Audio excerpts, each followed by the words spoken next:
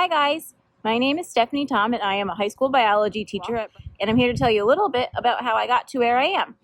So it started a while ago when I was teaching swimming as a job at the local YMCA, and I realized I developed a love for teaching. So I did a little bit more research. I realized I did not want to teach elementary school kids because I don't really like little kids. That's K through 6. And then 7 through 12 was my focus, and I had to find a subject area. And I really loved biology, so I went to school for biology. When I graduated college, I wanted to teach high school biology, but I got a job in the middle school, which turned out to be a great thing. Norwalk is an urban district. I've been there. I just finished my 10th year. It takes a different being to teach in an urban district, but it's very rewarding. So then after 7 years of middle school, I was able to move to the high school where I now teach biology, ESL biology, and an honors class called Project Lead the Way Medical Interventions. A typical day for me starts at 7:30 in the morning when class starts. I get there between 6:45 and 7, and we have 4 90-minute blocks a day, alternating days. So on one day I'll have 2 classes, so 2 90-minute blocks, and on the other days I'll have 3 90-minute blocks. And we get 1 to 2 periods off to prep, and we have a duty, so we might have a study hall that we have to watch, we might have cafeteria duty. But within those 90 minutes, that's my time to teach my kids. So in college for secondary education, you major in your content area. So I majored in biology, and then I applied to the education program and got in. I took all my education classes. I went to Central Connecticut State University, finished that, graduated. Like I said, got the job in the middle school.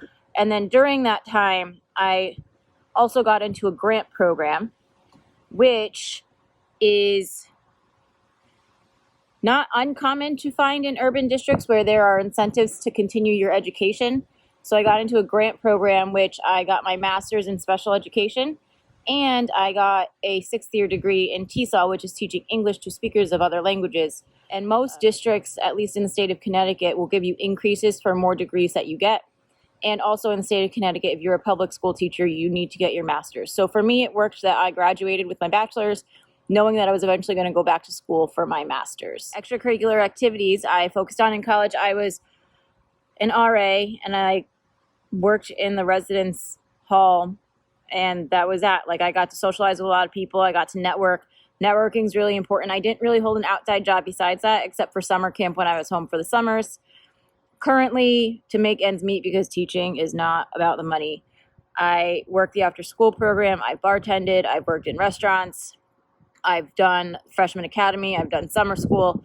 So you just learn to keep yourself busy, and you try to focus on keeping yourself busy with things that you're passionate about. So I like still working with kids.